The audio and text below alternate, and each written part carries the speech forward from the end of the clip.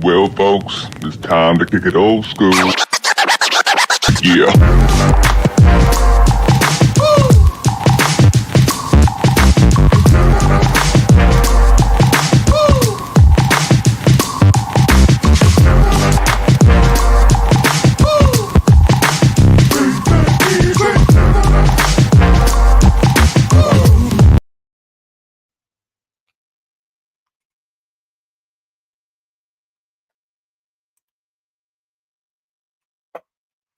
One day what we're going to do is like have people who've never seen us, and we're just going to run them off.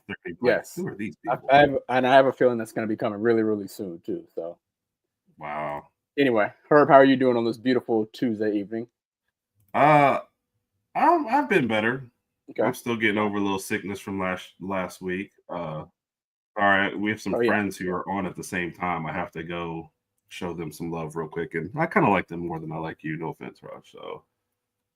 Okay, no problem. No problem. Well, good evening, everybody. Herb and I here for the Herb and Rodg podcast while he's busy doing what he's got to do. What's up, Jay Bake? Jay Bake, the man, the myth, the legend. Jay Bake is in the building. Yep. Jay Bake will be the most exciting part of Tallahassee with the game being second. Okay. Yes. What's up, Carol? It's been all right. Carol, thank you for joining us. Had a good day. No complaints. Just working, coming home, chilling out with the fam, and we're here with y'all now. All is well. Mm-hmm. What's up, Cat Pool? Roll Tide. Roll Tide. One half of the Alpha Pools. The other Alpha Pool though is on a podcast tonight. She's on a podcast. I saw that earlier. Yeah. Kudos to Lady Alpha. Definitely kudos to her. So. Yeah.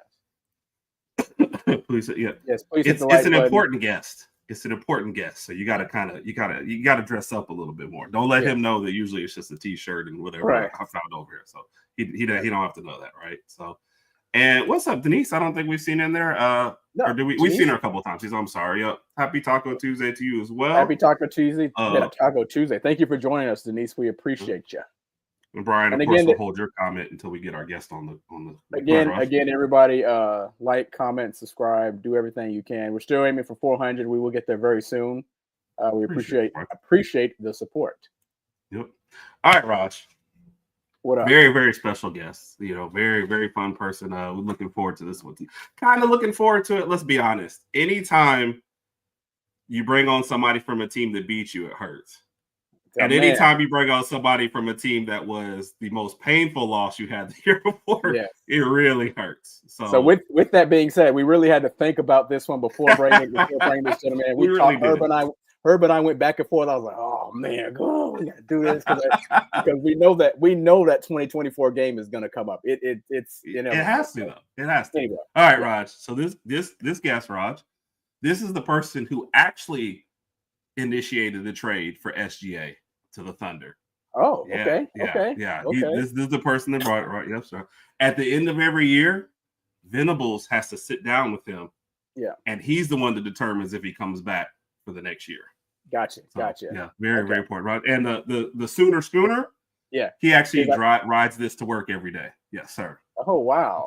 That's a lot of attention. That could also be a long ride to work, too. Yes, sir. Jay Smith of Unfair Sports and co-host, of Locked On Sooners. How you doing tonight, man? Gentlemen, happy, Tuesday. Yeah. I appreciate the introduction. Yes, we definitely got to talk about the 2024 game because that's probably the only highlight we had this year is having an ownership stake in the state of Alabama. But I do appreciate you guys having me. Before we get into that, how long does it take you to get to work on the Boomer Schooner? Like, how long does that take? Look, man, y'all be making these jokes about Oklahoma and all of that. I don't ride no dang schooner.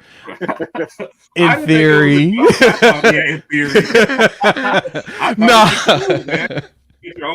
Too or whatever, man. Come on, that's you gotta have a little horse and buggy going there once. I mean, there are Amish people that do live here, so we do occasionally run across them and can't get around them. But it's some good stuff, man. I appreciate y'all. Yes, sir. And are usually our number one good friend of ours and number one Oklahoma fan, definitely. Diehard OU fan himself, yes. Shout out to Brian Roberts. And with that being said, obviously kudos to the OKC Thunder and wrapping up the NBA Finals. Yeah, Jay was there. Jay was at Game 7, right? Okay, I wanted to say I didn't know if I was jumping the gun, Herb. If I was no. Let's start with the Thunder. Yeah, give them a chance to roll. Oh man, yeah, I appreciate. Yeah, the OKC wrapped up the NBA Finals. I think they had the best overall team all year. Herb and I talked about it every once in a while. Good on offense, young team, best on offense, excellent defense. Caruso was, I guess, the old head of the team, but he did his thing. Overall, kudos to the team, man. They put it together. They stayed healthy. Obviously, the main thing is staying healthy because we've seen all the injuries throughout the playoffs, which is unfortunate. But no, kudos to OKC. And Jay, what are your thoughts right now? How are you still on cloud 10,000 or what's going on? 10,000, man. The parade was today because the NBA draft is tomorrow, so they had to do basically a 2-day turnaround because of league rules. A few people have asked me that. They're like, why didn't they wait and do it over the weekend? And it was like, because the league requires it. That's why the Pacers was already setting out porta potties, and they were already gating off their route for their parade. If they ended up winning, Oklahoma City already had their buses. Indiana had buses too. So they had to put all that stuff together and get prepared because like I said, the draft is on tomorrow. That's when you get the first round of all of that. And so the league's like, league year is about to end. You got to get that stuff done early. So it was good. We had a massive turnout. The parade was 2 miles long. So if you followed the whole thing and you got back to Paycom and in Scissortail Park, which is the park across the street, it's like you saw the massive amount of people that was gathering and waiting for the ending. And then they had the finale stuff in there. It was good. I had a blast. I got down there and saw some of my people and just enjoyed the fact that the 17 years of me being a fan, man, I have been blessed. One of the rare people in the world that every team that I root for has won a championship in my lifetime. Yeah. Not very many people can say that in every pro sport that I follow, right? I've seen, when I was a kid, I was a big Braves guy. I loved, Fred McGriff and David Justice, Greg Maddux, Smoltz, Glavine, just a ridiculous lineup of players there. I got to see them win a World Series. Now, I did get off that narcotic. I got out that narcotic in the actually right around 2003 when the Billy Bean stuff, when the Moneyball stuff started happening, and it got a little too complicated on how and why they were getting people. I retired. That's when I got off that narcotic. So I didn't really pay attention to the majors. I was also a big King Griffey Jr. guy, but I'll digress. I didn't get to watch him in the ring.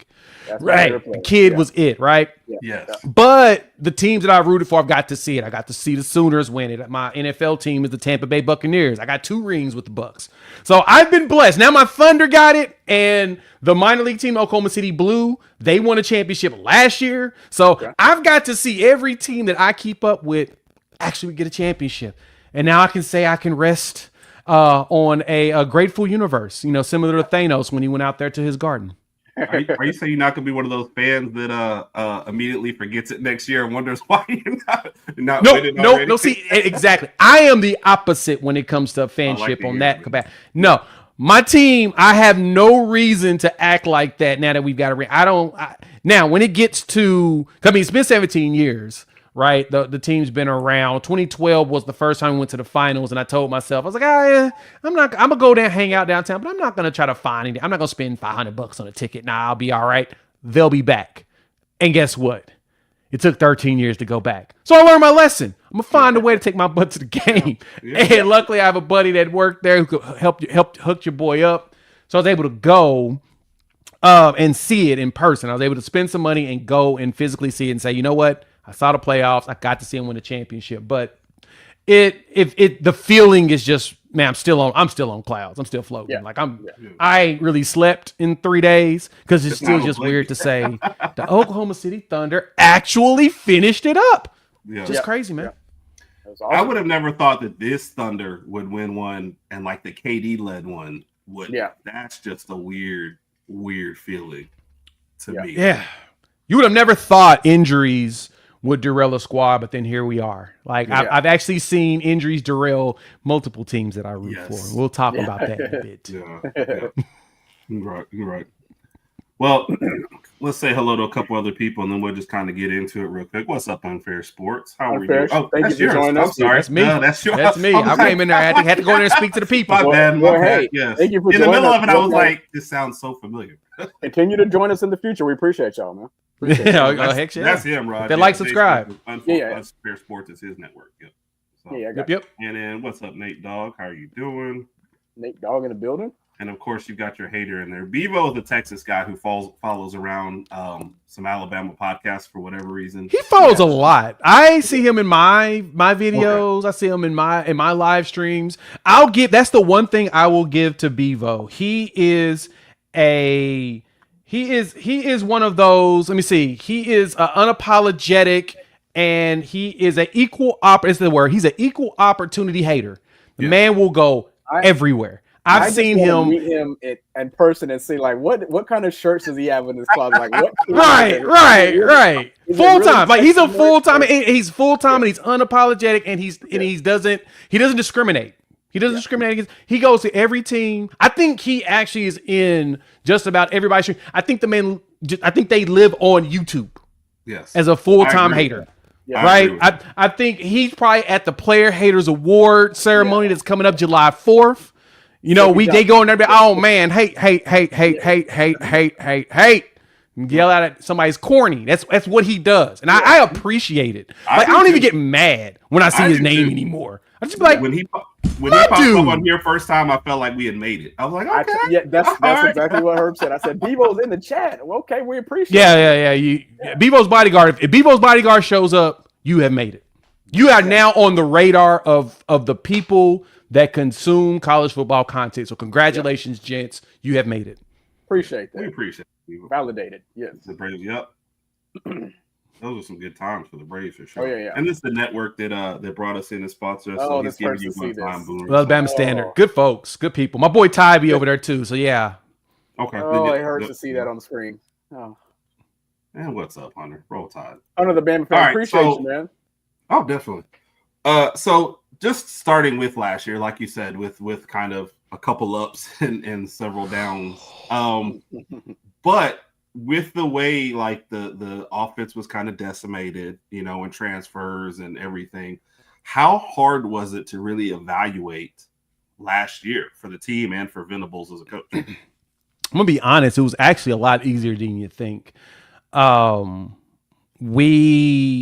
Whenever the season before it started and I did my traditional preview and I talked about it, I told all of my watchers and viewers or whatnot, I said, this is what I expect out of this team. The team has high ceiling, but they have an extremely low floor. And the reason there's a low floor is a lot of your veteran offensive linemen transferred out. And that was mainly because when this staff came in and got put together, the only one that's really super tenured was DeMarco Murray, the running back coach. And he had only been a couple more years before BV got the job. And then Bill Beatonbow, who had been there like 10 or 11 years, offensive line coach. He's known in the NFL. The Chiefs purposely go get Oklahoma linemen because of the way that he recruits. But because of the old regime, there was a certain type that he was required to get to fit the offense they were running. And in a lot of those situations, those dudes just didn't work out. And so when they brought in a new strength coach to actually beef up the team and get them stronger and get them going, a lot of those dudes didn't work out. But as they changed up the recruiting strategy, you start to see bigger guys getting recruited and ones that come in with more strength early that just need their talents to be refined. You recognize that.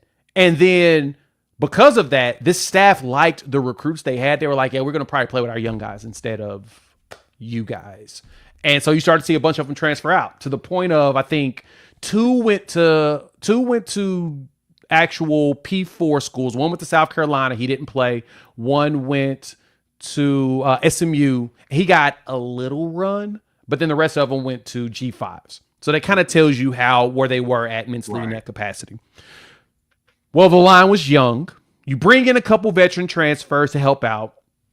And then you go and you have a young quarterback and you have a bunch of wide receivers that are more veteran that will probably be the ones to bail out a young quarterback. Because as y'all know, when you watch a young quarterback play, they're going to sometimes just throw that thing up. Hey, somebody's down there and go catch it, right? You think about it, you're going to have yourself like a young Jalen Hurts. He's just going to launch the ball in the air, and hopefully somebody goes to catch that bad boy.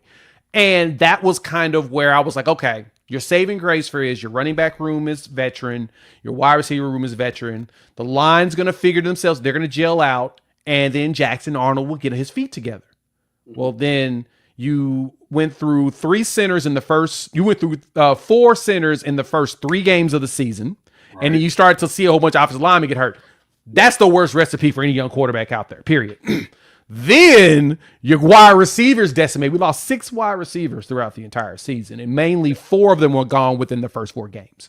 That's when you're like, uh-oh, that's a problem. And so for a lot of us, you start to see, and truth be told, by the time we got to the Alabama game, you started to see that offensive line actually play well. You're like, oh, they're gelling. We're seeing chemistry. They're playing better. Ole Miss, we were up against Ole Miss in the first half, and our offense was still, quote unquote, cheeks, right? Like it was still cheeks. That, yes. But we were leading at half, and it was like, okay. But then guess what? Our left tackle got hurt. And as soon as we brought in a young left tackle to replace him, those edges were abusing him. Yeah. They were abusing the young guy. And it's like you're going from a redshirt freshman now to a freshman. Or you're going from a true sophomore to a true freshman. And it's like, you can't, nothing you can do. There's nothing you can do about it. It sucked. And so when you start to see the line gel, you're like, okay, so we do have a line. Right. You do have something here. Because Bama's defensive line ain't no punk. Like y'all got grown men playing in that. But that was when we start to see, okay, it's not, the line has started to gel. Now they just need to get better. But then you start to recognize your quarterback just wasn't there. He just was, his head wasn't there. And the wide receiver room never recovered. You didn't see, Nick Anderson never came back, which he ended up transferred. He's at LSU now. Andrell Anthony, he tore his ACL against Texas the year before, like in the third quarter before we beat Texas. And it just, after having surgery, the cleanup, they had to do so many cleanups on him that his knee just wasn't right. I think he's one that scars, and that's just my personal opinion. Not a medical professional, but I know people that's had surgeries. Some people scar more than others. And I think he had to have a lot of scar tissue cleanup. And it felt like that's what that was. Every time you heard something about it, it's like, he had to have another procedure. I'm like, okay, if he's had like 2 or 3 procedures, it sounds like a lot of scar tissue. So you wonder about that. That's the one thing you wonder, but he never ended up getting right. And then you start to see that with the other wide receivers. It's just everybody decimated. And so you're out there trying to teach young wide receivers how to play ball. Like, for example, Ryan Williams is probably one of my favorite wide receivers in college football right now. Him and Jeremiah Smith are absurdly talented. Mm-hmm. The best part about having a young dude like that that's just ridiculously athletic is if you have veterans around them, they can just go do their own thing.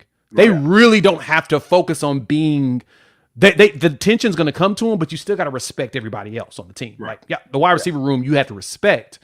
We didn't have that. Like, we had a dude that's athletic, but he's like the only dude out there that's actually got any experience. And so you're like, right. We're kind of screwed here. And so long-winded saying all of that, we understood what we had, but we realized what more we needed because the defense was everything we hoped it would be and more. Definitely. And now we think this defense was going to be much better this season in comparison. Right. No. And you mentioned a name in there I have to throw out just real quick, especially since the Alabama one. He's at Auburn now. Jackson Arnold. Then were you surprised that he left at the end of this year? And what's your kind of evaluate? I say this because the name has been in our chat several times and thrown back and forth, and we're biased. Of course, we're going to trash him. We're Alabama, but the Oklahoma fan also was not very complimentary of him. What's your assessment of him at Auburn? He was placed in two players, him and Bauer Sharp, the tight end, were placed to me in a very unfair situation. But at the same time, you you're a 5-star plus. You should be able to walk out there and figure that stuff out without the need of anything else, right? You should be able to figure that stuff out. There's not a situation where anything about him would make you think that he shouldn't be able to figure it out. That's why you're that. Then you learn more about his personality. He's kind of, he's super quiet. He's, just doesn't really say much. He's not really a rah-rah type guy. So he kind of really like this. And so if you see a dude and he acts like Eeyore, you really don't know what to do with yourself at that point. Just especially at the quarterback position. You don't want a quarterback like that. You need someone with fire and energy. And that's what we're used to. Same thing with you all. You're used to a guy to being fiery. I remember when Jalen Hurts, between the two, dude has dog in him, right? And that's exactly what it is. You didn't see the dog. Right. Now, the Bama game, you did see something out of him. You're like, okay, maybe we're getting back something, but it still was not what you would hope for. And so I think that he'll be fine at Auburn because he has a ton of weapons, a more veteran offensive line. But I'm going to keep it a buck. I don't trust Hugh Freeze. Like, am I supposed to really trust this dude? No. Like, look, Peyton Thorne threw for 3,000 yards at Michigan State before he came to Auburn. Auburn has only had, 2,000-3,000 yard passers in like the whole school's existence. Yeah. That's wild to me when I looked back at that. I did not think that was realistic. Yeah. I did not think that was the truth. And I looked at it. Yeah, it was the truth. And so when I saw Jackson Arnold play, as a question in the chat, I saw Jackson Arnold play in high school and at the Elite 11. I was like, okay, dude's got some spin on it. Let's see what he can do. But then you get him on the field, you're like, wait a minute, what's these decisions you making, dog? Like you didn't, that dude was open. But I said that this was more of an unfair situation because the continuity play with the offensive coordinator did not work out. You had to fire the dude. And it sounded like things were not very good when it came to him running things. It was more of a Henry Boone type situation. This is not a democracy. This is a dictatorship. I am the law. And that doesn't work when you have position coaches working with you. That doesn't work whatsoever. Exactly. Jared Stidham. And before him, which is wild to me, Cam Newton wasn't even a 3,000 yard passer there. Bo Nix was there. Was that 19? Yeah, Bo Nix was running for his life half the time. Yeah. Bo Nix, yeah. That's why he went to Oregon. Yeah. It's kind of crazy to think that they don't really have any type of like 3,000 yard passers. You got Cam Coleman just sitting out there like, hey, I'm out here. I'm supposed to be the guy. But this was true. Coleman had less than 600 receiving yards last year. So just not really much to go. Exactly. So yeah, Jackson was kind of placed in an unfair situation. I'll put it this way. If Jeff Lebby didn't take the Mississippi State job, I think Jackson would have been better because I think Lebby would have installed a lot of those, hey, throw it here plays and told him what to do more than making Jackson make decisions. And it felt like Latrell had him making more decisions than he probably should have. I got you. And was Jackson Arnold the reason why Dylan Gabriel did not return? Yes. Dylan Gabriel said that he didn't want to stunt the growth of Jackson Arnold. He didn't want to hold him back. But I'll tell you from people that I've talked to was in practice, Jackson wasn't looking very good. It was very bad. Okay. And so for me, and this actually goes back to the question about how I felt about him before the season that Kanafi asked. That this goes back to that. So there was a story in BV's second year. We played against Tulsa, University of Tulsa, in-state game or whatnot. At the time, their head coach was Kevin Wilson. He had just took the job. Kevin Wilson was the offensive coordinator at Oklahoma back when Sam Bradford and them was playing, right? And from the championship all the way up until I think 2011, he took the Indiana job, and that's when we came across Bill Beatonbow. But I digress. So Kevin Wilson interviewed with some folks and was kind of talking about Brent Venables and everything and how, what it was like with him because BV was the defensive coordinator, he was the offensive coordinator, and he used to battle it out. And he always talked about how aggressive BV was to his offense. And he was so aggressive to the point that in practice, they had to physically move the ball down the field because they could not pass the ball in practice. Like they literally was calling the plays out and nothing could be executed at all. The thing about it was is they had a 3-star quarterback at the time trying to figure things out as a redshirt freshman. That 3-star quarterback was Sam Bradford, who won the Heisman Trophy and had one of the highest scoring offenses in college football history at the time. So in my mind was, okay, BV is going to mold this kid and forge him in fire just like he did Sam Bradford. It just didn't work out that way. He didn't have a dog in him, like y'all said. Right. Right. But you needed that position, though. I mean, yeah. Exactly. Exactly. That's yeah. Rod, I don't know if you saw David Ware pop in here. I did, David. We appreciate you. We appreciate you for joining us. When I saw his face, I just kind of giggled myself. But David, we appreciate you for joining us, man.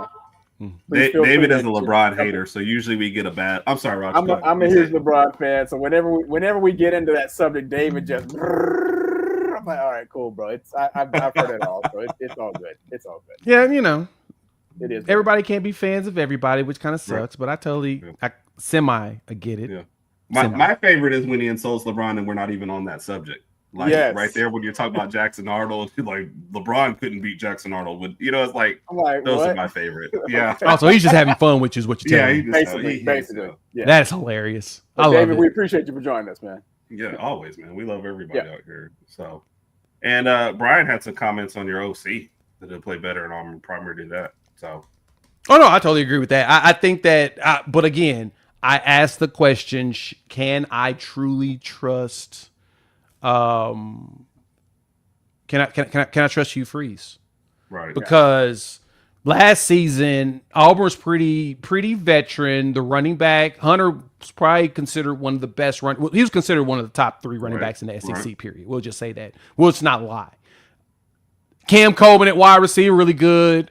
They had some studs at wide receiver. Like everything about Auburn last year. Yeah. Yes. Highly rated class at wide receiver. They should have been. They should not have been 5-7. Put it this way.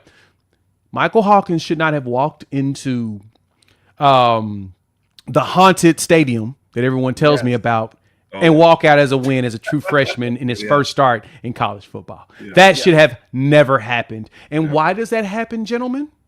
Hugh Freeze. I asked this question. Your running back is averaging 5.8 yards per carry in this game. At the time, I think actually he was higher than that, but we'll just say 5.7 just for fun of it. Right. It is 3rd and 4. Would you not give the ball to your running back? Yeah. I'm just asking because I thought it was interesting that they did this play and they had Peyton Thorne step back to throw it. Even with that. Now, granted, in that play, our Mason Thomas, had a free straight run to Peyton Thorne, so there was no way he was going to scramble because he was about to get lit. But wouldn't you have tried to find a way to just run the ball when you have the lead? I would have. That is typically the smart thing you would get out of your... No, instead, he put the hands in a quarterback that has proven to him that he cannot trust like that. Yes. Yeah. And what did he do? Threw a pick 6 to lose the game. That tells you everything I need to know about Hugh Freeze. I've seen him. I've seen him do it at Ole Miss. I mean, he got fired from Ole Miss for things. You see this. Things. You see this. Quotes, things. Yeah. You see this, and it's like, come on, man. The decision making that we've seen out of this guy has always made me say, how am I supposed to trust him? Yeah. And that's just me being 100% honest. Well, I'm hoping we can. Had a good one too with him. I'm hoping we can continue to not trust him. And that's exactly the next part. He throws him under the bus every time. Yeah. Sorry, Rodg. Go ahead. No, I'm just saying I hope we can continue to not trust him this year because we have to. This is going to be DeBoer's first year at the Honda Stadium, so I want this to be a great experience for him. I think everything's lined up for us to win the game, but then again, we've seen what happened the past 2 times we went there. Yeah, it just gets really weird. Yeah, really. Jordan, I guess for you all is haunted. It's supposed to be though. It's a rivalry. Yes. Yeah. Right. Yes. I tell people this all the time, even when it comes to Red River. It's regardless of which team is the better team. It's hard to judge it because no matter what, the game is going to be ridiculous. Yes. I mean, in some of Oklahoma's best years and Texas' worst years, Texas ended up getting a win. And it's like, how the heck did you lose this game? There was no reason to lose. They're about to fire their head coach. and you lose this game. How? And it just happens. It's what happens in rivalries. That's the best part about them. Is that you get that type of stuff. You start to get the lore. While at the same time, Bambi, I've kicked the tail out of them most of the time. It's always big situations that you're like, ooh, that was painful. Yeah. The last 2 times we were there, we were highly favored. And it still came down to ridiculousness. You know, 1 year our star wide receiver headbutt somebody and get kicked out in the first quarter, you know. It's like, how does that happen? Like, you haven't been in trouble all year, and then and those one of those plays you're watching the replay. You're like, what do they call? Oh, yeah, okay, appreciate it. So, and I'm sure Rodg, he's got twins at home, so I'm sure it was a quick family emergency he had to run out for. Oh yeah, so they're probably an explosion or something. I totally understand. I had little ones at one point, so I know that when something blows up, you gotta go fix that explosion. Sorry about that, guy. You're good. Nobody missed you. Uh-oh. Okay. God, I love that y'all love each other. That's awesome. Yeah. That's beautiful. We have no choice. That's a family response. Yes. I missed you. So transitioning into what you've got coming in this year, tell us a little bit about John Mateer, that pickup. I mean, I guess what, like 80% of the SEC is starting a quarterback this year that did not start for them last year, didn't play a lot of meaningful time. So he goes into that boat. But what are you kind of expecting from him? What do you think about that pickup? Like, just kind of give us a breakdown there. The good thing about getting a quarterback like John Mateer, the best thing about that is that we also got his offensive coordinator too. So you get the guy that he's worked under for the last 3 years and learning and understanding and growing with.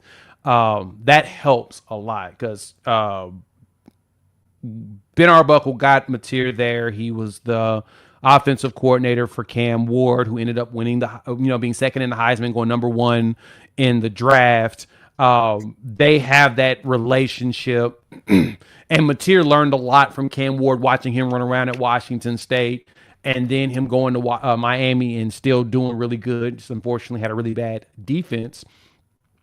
So you get a quarterback that's got a veteran presence, but he also has that thing that everybody's mentioned in the comments, had that dog in him. Mateer is one person that just about all of the analysts and all of the media personnel, everybody that evaluate quarterbacks going into the draft, they're like, he's a competitive MFer. He's one dude that works his tail off, and you can tell that he cares. And he's got that quote unquote moxie, the one word everyone loves to say about a quarterback of his stature. He's got moxie. He plays with an attitude and a chip on his shoulder because he was overlooked. He came out of a North Texas school. His high school was not very good. Little Elm, they weren't that good when he was there, but he came out and showed you that he likes to run, he likes to throw, he can do it all. He's very creative with his passes. And so for us, coming in, having a quarterback come in that had 3,100 yards passing, 800 yards rushing, and 44 touchdowns, you expect him to be close to that when he comes in. Especially because he's going to be walking in with a lot more blue chips, and he's going to have a really good defense behind him, which is usually the toughest part. He'll have a lot more talent around him, which is a plus. And I think that to me helps Oklahoma in that situation because, as you mentioned, 80% of the SEC is dealing with new quarterbacks except for Nussmeier at LSU, who he started, all of last season, Lenore Sellers, who started all last season. You can give Arch some. He started a game, 2 games, I guess you could say, played in like three or four, but right. And Gunner, do they really count? In that same boat. Cleanup work is cleanup work, right? He goes in against Georgia and gets pulled right back out because they need to take the other quarterback out for whatever reason, but you had to end up going back. So you kind of see that. Get him to look at the game or something, whatever that halftime call. I was like, okay. Right, and then you see the picture of both of them on the sideline, like, yeah. Like they're both just like, oh my God, Georgia's defense is ridiculous. But that's the thing about it. So for us, this was for somebody else, but this is our Georgia fan, and she says that a lot when she talks about Arch and the deer in the headlight.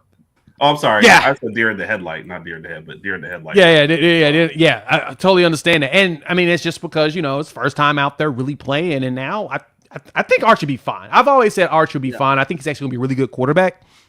long term. I just got to see Does it pain you to say that about Texas? That's no. See, now the one thing you'll learn about me, I am a fan of college football. I hate Texas, but I'm not gonna lie to anybody. Right. I'm not gonna be like Bevo and be bodyguard here and be just a hater just to be a hater.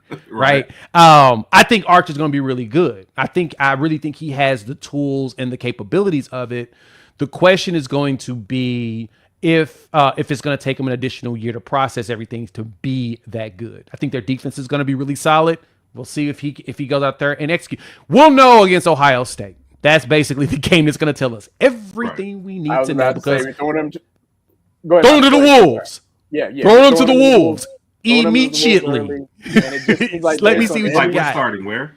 Based on everything we saw you say hello earlier, so we did throw you up there and give you. Yeah, we got you.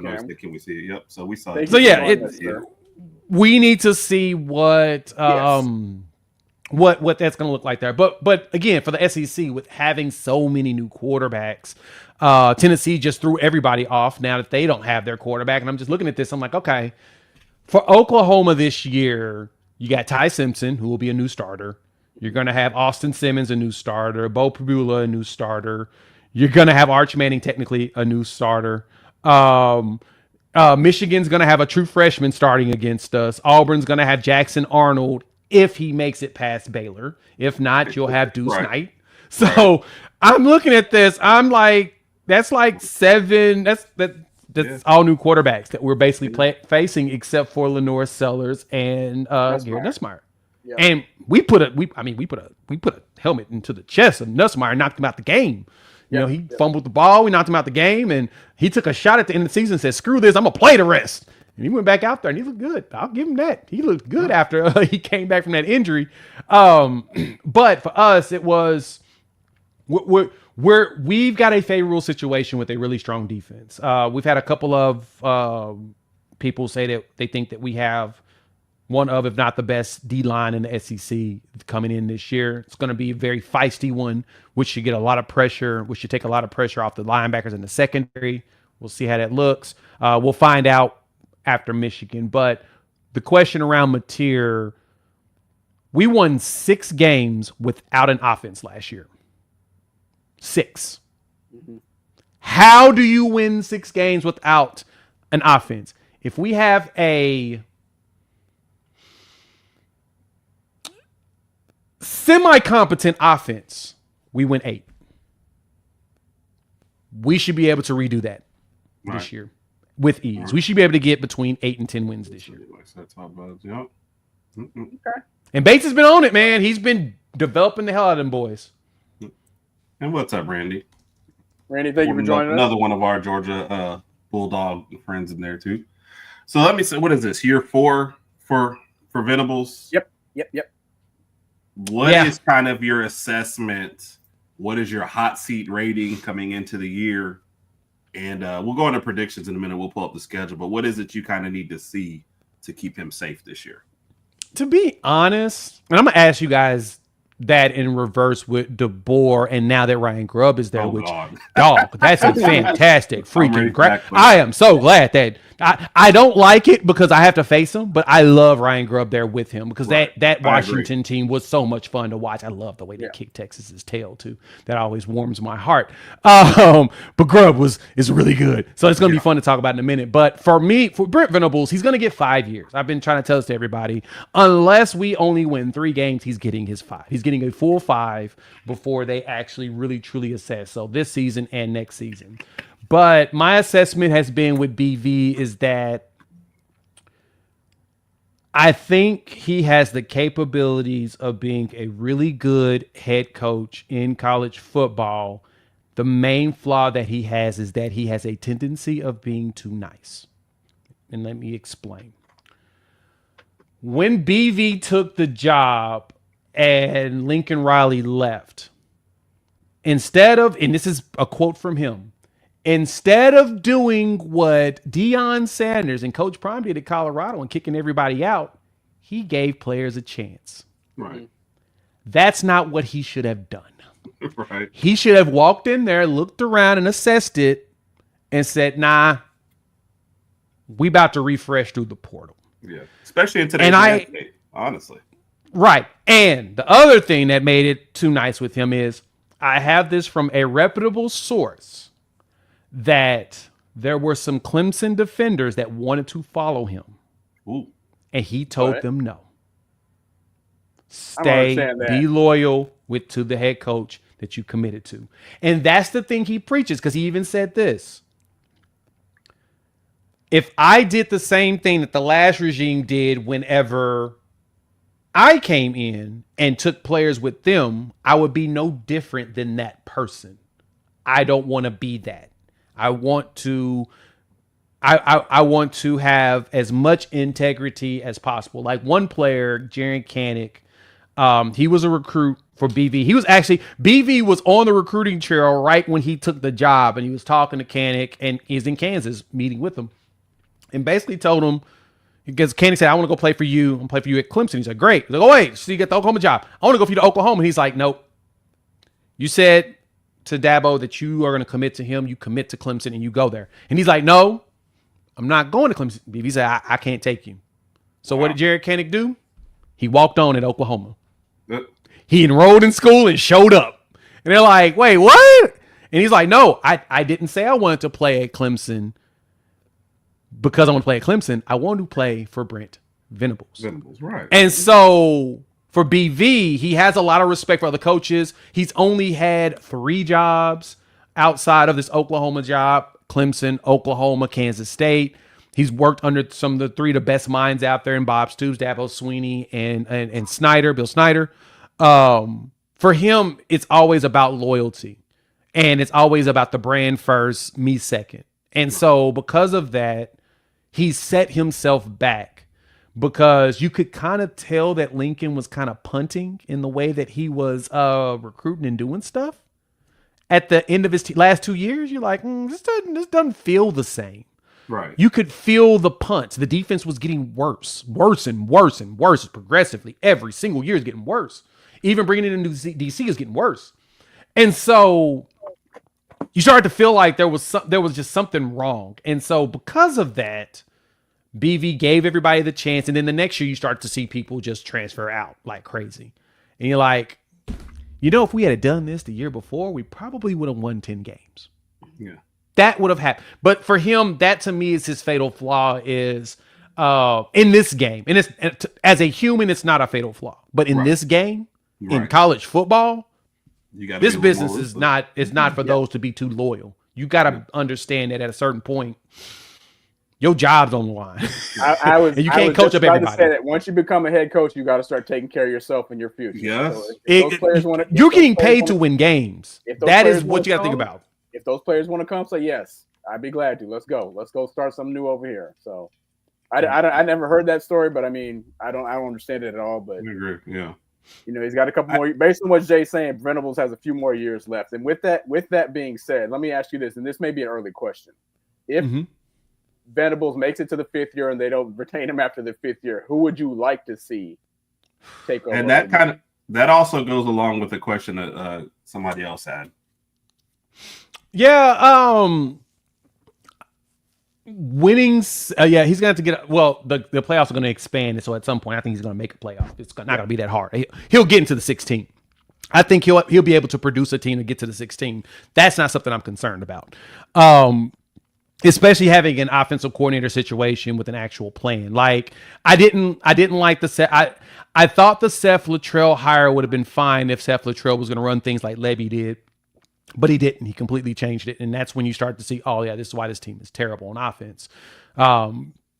If the Ben Arbuckle hire, in which I expect Ben to be around a little bit longer, that's going to help save his bacon, because he's got an offensive coordinator that can actually produce a whole bunch of yards. For example, for you all there at Bama, the one thing that you probably wanted to see more is more explosion out of your offense. Even though Jalen Milroe is a solid quarterback, you need to see more refinement out of him.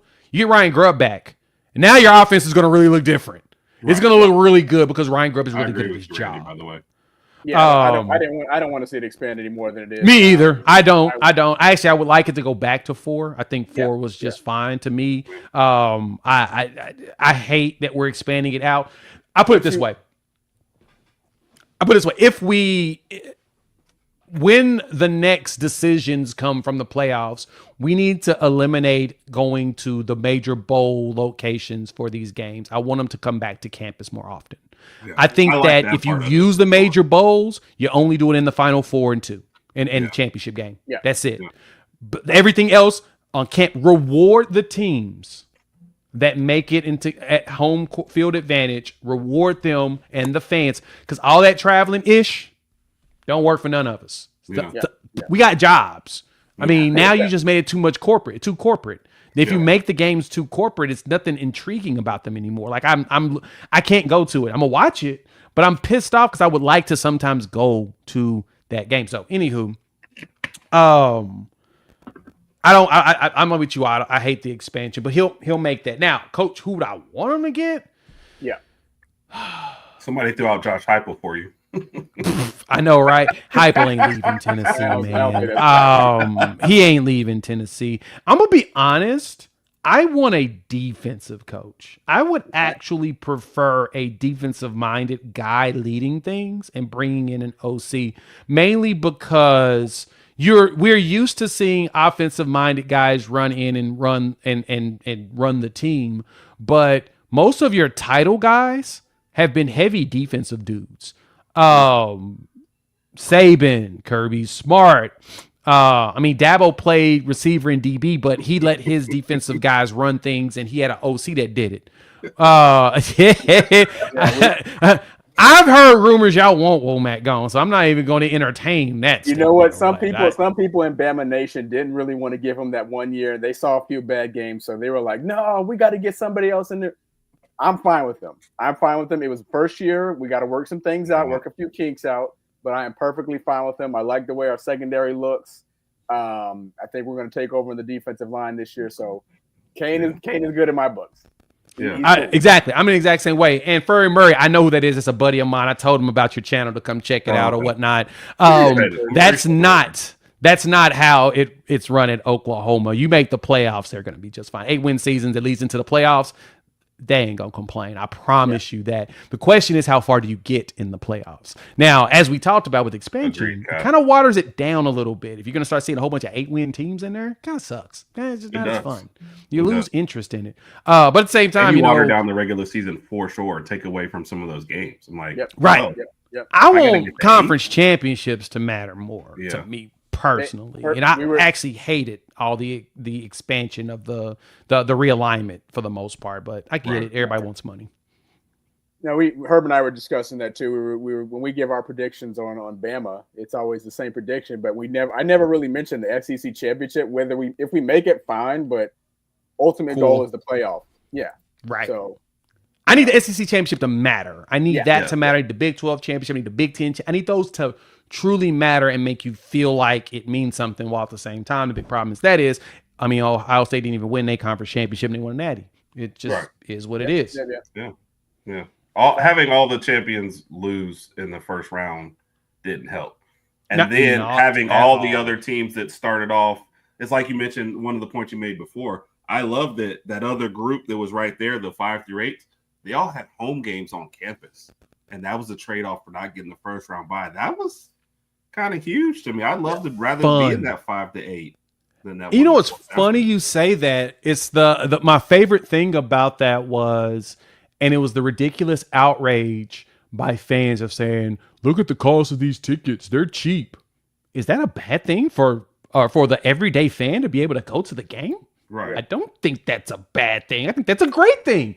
Yeah. I would love to have the everyday fan to be able, the ones that have been rooting for this team for years, that works a day job 9 to 5 and they clock in and do what they need to do to make ends meet, to have the opportunity to go enjoy their team at home in the playoffs where the stakes are really high.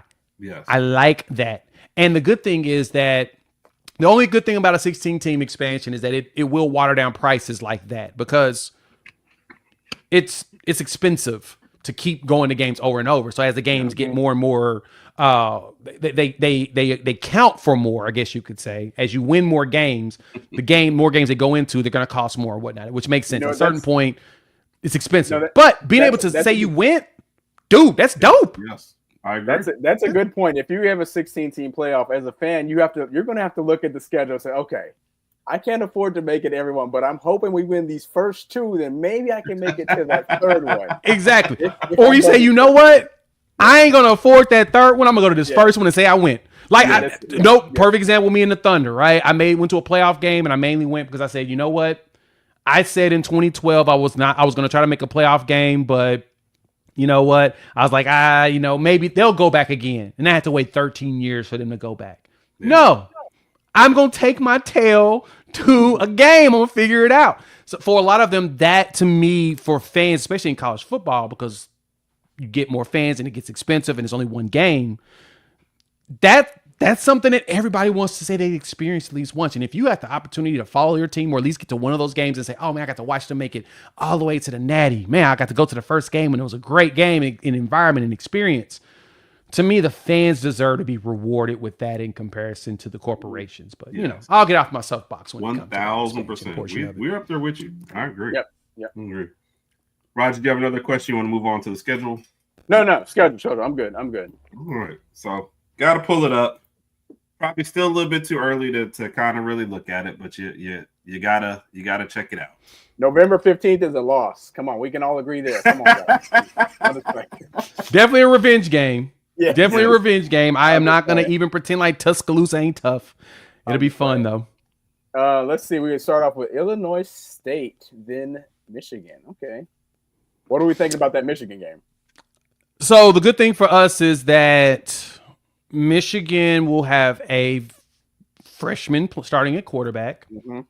He'll get his chops ready against some, cupcake, but he's going to go up against a bunch. He's going to go against a pretty tough defense in that second game, and he's on the road in what EA Sports College Football says is the 8th toughest place to play on the road in Norman, Oklahoma, at Gaylord Memorial Stadium. He's going to have a challenge. Michigan's going to have a challenge. And heck, his head coach knows. Sharon Moore is a former Oklahoma offensive lineman, so he understands what it's like being there in Memorial Stadium. There is no excuse for us after the Illinois State game and we see what John Mateer can do. There's no excuse that we don't blow out Illinois State and then we beat Michigan pretty easily. I think it's probably more of a third quarter pull away type deal, but I think we should be able to. Michigan's defense is still really good. They still really good. Their offensive line is still good. The question's still going to be, what the heck is their offense going to do? That is what you're going to keep asking that question. We've asked that question for years. Hell, J.J. McCarthy was a starting quarterback, former 5-star, and he barely threw the ball. Right. We don't even know what the heck he is, his right? Evaluation so hard. Yep. Yeah, exactly. And so because of that, I say Oklahoma has no reason not to pull that one out. Yeah. Which, by the way, everybody, if y'all want to give out your season predictions, I'll star them and we'll play them at the very. Y'all want to, if you guys want to. Michigan's raising a quarterback and 2 running backs. That is exactly right. So I think we should pull that one out. The return of Jackson Arnold to Norman when you get to the Auburn game, because Illinois State, Temple, and Kent State all fired their coaches like this year. Right. They've all got new coaches. They've got new quarterbacks. They've got basically new everything. They're all at the bottom of the barrel. So we're saying 5-0 5-0 for Texas. There's a very good shot. That's what I was saying. We can be 5-0 before it. Yeah. We all agree. Funny 5-0. Then the Red River. Funny on that. Going into the Texas game, I was watching Josh Pate, and there was a video. Somebody asked the question, what would you think if Oklahoma went into Red River 5-0 and Texas went in there 3-2? Do you think it's a possibility? I saw that one today. 3-2 is fascinating. But when he laid it out, it ain't ridiculous because Texas is a dog going against Ohio State. Not saying Texas won't win that game. Not saying Texas will lose that game. I'm just telling you that Vegas thinks that Ohio State's a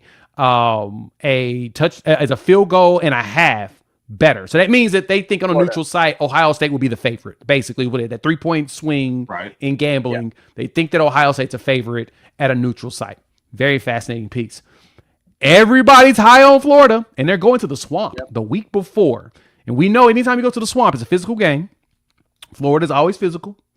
And then you got another physical game of teams that hate each other literally the next week. Would Texas be overlooking Florida? Is that a trap game for them? Potentially. So I'm gonna tell you, I had Texas as 8-4. I threw that one out as my wild. Yeah, as my wild. Ooh, I know people were mad at you. Yeah, they were. They were mad at you. That's fighting words. I said Ohio State, Georgia, and then they'll lose one out of that group of the Florida, Oklahoma, Kentucky, kind of somewhere in there randomly. And I said they're going to lose one of the last two at Arkansas or Texas A&M. I said they just going to slide into 8-4. Yeah, I was not very popular that day. So I can totally see that. So for us, and what's up? It's Red River. I just throw it in the air because it's Red River. I'm not going to actually pretend like I can tell you who's going to win and who's going to lose. So because I'm a fan, I'm going to pick my team to win that game. So I say we beat Texas. Just because I hate them. Like I said, Texas in some of their worst years ended up getting a win against Oklahoma, and they shouldn't have. I mean, they beat Kyler Murray, and then we ended up winning in the Big 12 championship game against Texas the second time, and then we went and played Bama in the playoffs. So yeah, it happens. The South Carolina game is intriguing for me. Yeah. It's on the road.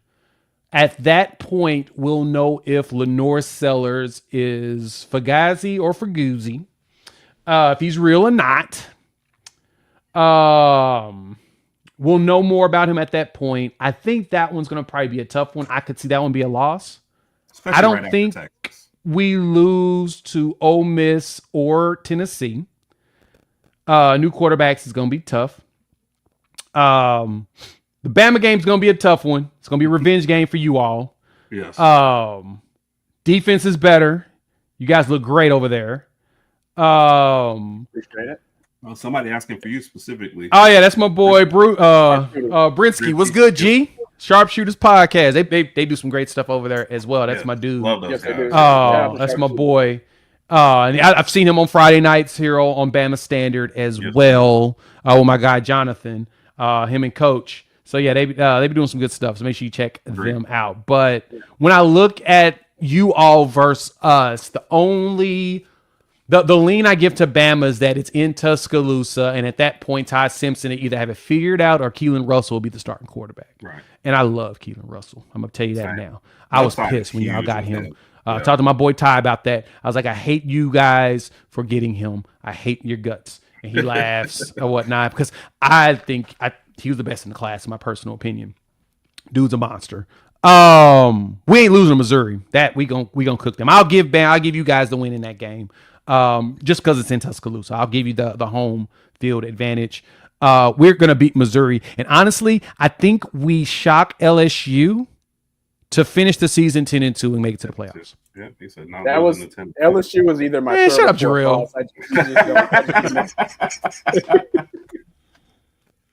Look, as we talked about, let's look at the list. Let's just point out the numbers here. What's up, Latoya? You've got Illinois State, Michigan, Temple, Auburn, Kent State, Texas, Ole Miss, Tennessee, and Missouri, and Alabama all have new quarterbacks. Yep. That's 10 of our 12 games. Yeah. They all have a quarterback that is a first-time full-season starter. Not saying the reserves coming in and play. I mean, Ty Simpson played against us in that game when y'all were in town. He had to come in, I think, for I think it was a half a possession. I think it was like second or third down. I think he came in for like 2 or 3 plays. So he came in. So we saw him. But does that truly count? No. The offense wasn't designed around him to be able to play. So we don't know. Like I said, and at that point, we're either going to have him or we're going to have Keelan Russell. So I don't know what dynamic we'll be dealing with in that. So, but we've got 10 teams here with new quarterbacks. We, of course, have a new quarterback. The only difference is that our quarterback started for a full season with the offensive coordinator that's come with him. The difference is he hasn't used the personnel before. Yeah, so that is a factor. I don't ignore that factor. But we won 6 games without an offense last year. I think he can get us 3 to 4 more wins by just having a competent, because that, to me, if the one thing you would recognize in football is if your offense is competent enough, it gives your defense a chance to get a rest, and your defense usually plays better. Yeah. Right? So this defense statistically might end up being better than last year's defense only because the offense ain't putting them on the field immediately. Hell, the Tennessee game, guys, for real, guys. We sack Nico Iyamale-Ava, strip sack him, hit him in the elbow, ball flies out. We recover from at the 5-yard line and give the ball right back. Yeah. Then we go in and we strip sack him a second time. And then the next play, what do? We give the ball right back. You're not winning football games doing that. Yep. Missouri. We had them all the way to the end of the game. We couldn't, of course, do anything. Neither could. We recover a fumble, score a touchdown, and we're up with 2 minutes left in the game. And then, yes. then our quarterback, instead of just taking the sack, tries to throw it, fumbles the ball, they recover it, and they score a touchdown. Yeah. The only way that one was going to get lost. So yeah. It was some wildness last year. Yeah. Wow. So if you look at that, if we add just those two. We appreciate that. Without even the injury. I'm not even talking about injuries. But between those two, just those two situations, you have a competent offense. You win those games because you're going to score off those two. Probably you're going to score something off those two fumbles because you are literally right there at the end zone. It's either a field goal or a touchdown. Most likely a touchdown because you're so close. Right. That's probably 2 more wins. That's an 8-win season. Yeah. And that's with halfway confident offense. Yeah. So to me, and that's also with, for the most part, a lot of veterans. Jackson Dart's a veteran quarterback. They had Brady Cook for 30 years. There's a lot of veteran quarterback play that was out there. To me, if Oklahoma can have, and I think they're going to have a way more competent offense than they did last year, they should be able to pull out an additional 3 to 4 wins. Yep. You got them at 10-2. 10-2. That's fair. Your fellow, let's see, you got 2 other ones. Brian this is one of our buddies here. Mike had 8-4 for. I have 8-4 as well. Yep. And I'm like, hey, I can't argue with anybody with the assessment of 8-4. I can put a hope in him as a fan just because I know a little bit more of what the inner workings look like, just like you all. But yeah, I can't argue against it because of what we showed last year. We have to prove everybody we have an offense. If we go out there and we blow out Michigan, everybody's going to change their tune of, I think they can win 10 games. Yep. Right. That's the game that we need to go out and win by 3 touchdowns. If we go out and win by 3 touchdowns in that game, we'll probably see us catapult up in the top 25 race. We'll be like, no, they probably going to win 10 games at minimum. Right. So, yeah. I agree. Brian is coming to, I'm in Birmingham, so I'll be at the Oklahoma game. And Brian was the person that housed us for the Oklahoma game. Like he's the one. Nice. So we're sitting up there, next to the sun, or I guess next to whatever's freezing up there. We're watching them storm the field and then fake storm the field and go back and storm the field again. And we're just sitting there watching the whole thing because we have to wait until Brian's done because he's our ride out of there. Yeah. So we were bitter. So the whole time we're walking back out of the stadium, I'm sitting here thinking about Brian, like, oh Lord, this car ride is gonna be nasty on the way home because I know they're gonna be gloating, but they're gonna be respectful. Brian was respectful. He's like, hey, he's gonna be respectfully jabbing the whole time. But you gotta be. It's like we couldn't dampen it. Look, one of the Oklahoma guys on the way home gave me a hug and a beer, so I couldn't be mad at the Oklahoma fans. So they were good. It is what it is. Yeah, it was that game. Was an encapsulation of what our expectations were from a Brent Venables defense. Yeah. That was what we expected. That's what we expected in hiring him, that we were hoping day one we would have that. And we didn't. It took a couple years for him to completely rebuild the players around the defense and change habits that the players had to get to that point of having a defense that was that good. And so because we're now seeing it and the defense now is more veteran, especially across the front, which is something Oklahoma hasn't really seen since like Gerald McCoy was here, 10 something years ago. That's what we were hoping for. We got it that time. Now we've got it. Now we're seeing it. Now we taste it. Ty Bates is putting in work. We expect it to continue. Yeah. So because of that, my expectation is we should be able to see the defense still win 6 games every year and just the offense. Hell, we still got the hardest schedule. One of the hardest schedules out there. It's kind of ridiculous, but at the same time, it's more so they hate our guts. SEC does. All right. we're kind of running up a little bit over here. So we did. All right. First off, thank you. And like I love when people have their teams and they go high on there. Like I feel like you got to rep your team when you're here. So I like that. I appreciate it. Let's get a couple questions of death in real quick, and then we'll let you tell where you're going. And so, Rodg, did you have one first, or did you want me to go ahead and get them? Yes, I did. Okay, I did. Obviously, we know about the Red River rivalry, played in the Cotton Bowl every year, etc. Let's just say the NCAA or whoever it is wants to come up. Wild with the drink. It's Powerade, people. Yes. It's just Powerade. Well, they're drinking. Let's just say they want to revamp and rename the Red River rivalry. Two things. They want to move locations. Can't be in Texas. It cannot be in Oklahoma. So question part one, I guess question one is, where would you want the Red River rivalry to be played at new? Number two, they want to, for some reason, rename it. Everybody will always know it as the Red River rivalry, but they want a new name to put on branding and commercials, etc. So where would you move the game to, and what would the new name be called? See, it's kind of wild. Can't be in Texas and it can't be in Oklahoma. So it can't be in Texas and it cannot be in Oklahoma. You probably need to go ahead and find a stadium that makes sense in travel. And so if that's the case, I would say move it to New Orleans, put it in the Superdome. It's still about the same, about 9-hour drive for both. Yeah. And then you just call it the bigger game. Ooh, the bigger game. There you go. I'm simple when it comes to that. That's going to create some engagement. Imagine putting that on the social media. Everybody, what game is it bigger than? Bigger than this game? Oh my. I mean, when it comes to rivalries, we all know it. Everybody's got the three biggest rivalries in college football will always be in it, and it's just you can rate it however you want to rate it yourself. It's whatever, but it's going to always be Iron Bowl, the big game, and then Red River. That's your top three typically for everybody. Georgia, Florida, the world's largest outdoor cocktail party, typically gets itself some love in there as well. You can mix that a little bit, but for the most part, or the third Saturday in October usually gets a little bit of action there. But those are your three biggest ones, period. And it just depends on how you feel about it. I mean, the fun thing about Red River is you go in there, it's split down the middle in the old Cotton Bowl, and it's beautiful.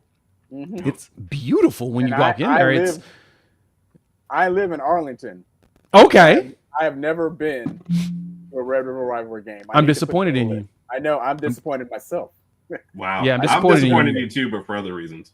Well, my boy Furry Murray lives in the Dallas Metroplex as well. Okay. I actually think he's not too far from Arlington. Is a big Bama fan too, and but you got to find a way to get there. You got to go. It's worth your time. Go to it because also remember.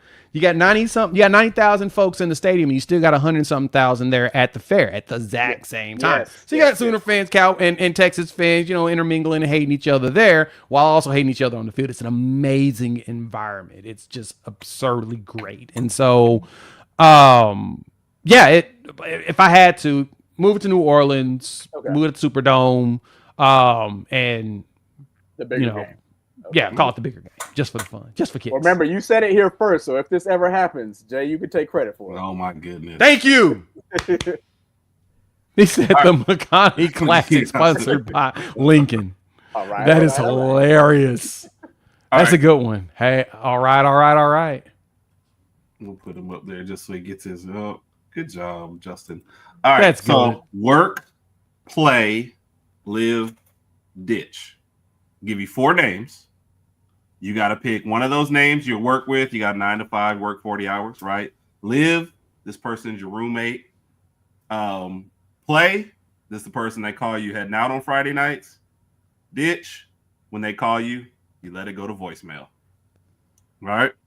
SGA, coming off his championship. And then the former quarterbacks, Baker Mayfield, Kyler Murray, Jalen Hurts. Ooh. That's a tough God, that is just rude. Who are you going to ditch out of them? Yeah. I know. That's the problem. It's like, how am I going to ditch? I mean, okay. That's a good one, Herb. I'm probably going to work with Baker. It's work, play, live, and ditch. Work with Baker. because I know he grinds like crazy. I'm going to live with SGA because I know he's very consistent about everything he does. So there's no guesswork in anything he does. I'm probably gonna pull. I'm probably gonna play Kyler, ditch Jalen Hurts. I hate to say it. I hate it. That's my dude. That is my dude. I hate to say it mainly because I mean he has a dual alliance, so I gotta go that direction. It sucks. Yeah. Wow. Roger, we got one last question for you, Jay. This one will be easier than the last question before we let you out of here, okay? Yes. Cool. Oklahoma versus Alabama, national championship. Okay. You have tickets, 50-yard line, contractually obligated to be there. You have to be in there, no matter who we sit next to you. Sorry, you're stuck in these seats, right? Yep. You have to bring in somebody from this list, and this is who you got to pick to sit next to you. Okay. Oh gosh. Yep. Herb or Rodg? Oh man, I gotta pick one of you two. And that's the thing. You have to pick one of us. And I gotta pick one of you. Herb, where do you live? Birmingham. You're in Birmingham. Rodg is in Arlington. Yep. So since I gotta pick one of you two, gosh, it's rude. See, that's just rude and disrespectful because ain't nothing in this. All I'm gonna do is just hurt somebody's feelings that I shouldn't hurt when you know what? Exactly. I know it's a trap. I don't know why we put ourselves. Right, this is straight up Star Trek. It's a trap. This is exactly what this is. This is a Star Trek meme. Rodg, I'll take you with me. Oh.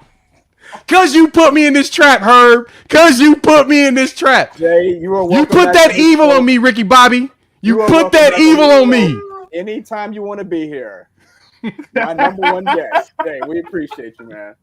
Another point for Rodg. Yes. Oh my Thank you for having me, gents. Good time. Hey, come holler at your boy over at Unfair Sports. Follow me on the X-Bird as well as on YouTube and wherever podcasts are downloaded and listen to. I appreciate y'all having me, man. Yeah. Unfair Sports and Locked On Sooners. Good stuff on both of those, man. We appreciate you stopping by. Yep, you made it easy too, man. Like that was awesome. So we appreciate that for sure, man. Good time. I'm gonna fight this guy, my boy Jarrell. But yes, thank you. Yeah, I think y'all gonna have to handle some stuff up there. So everybody, we appreciate y'all as always for tuning in. Thank you for the Sooner fans for showing up too as well. We appreciate you guys. Comments always help make our show. Yeah. We'll see y'all. I guess Efron loves what I was trying to tell you. We like to have a little drink on Saturday night. So if you join us there, you'll see the brown liquor. Saturday night, 7:30 p.m. We will be back. Jay, appreciate you, man. That was a lot of fun, man. Hey, hit me up anytime, gents. I'll jump back on anytime. Yes, sir, man. Everybody have a great night. Roll Tide. Roll Tide. Boomer Sooner.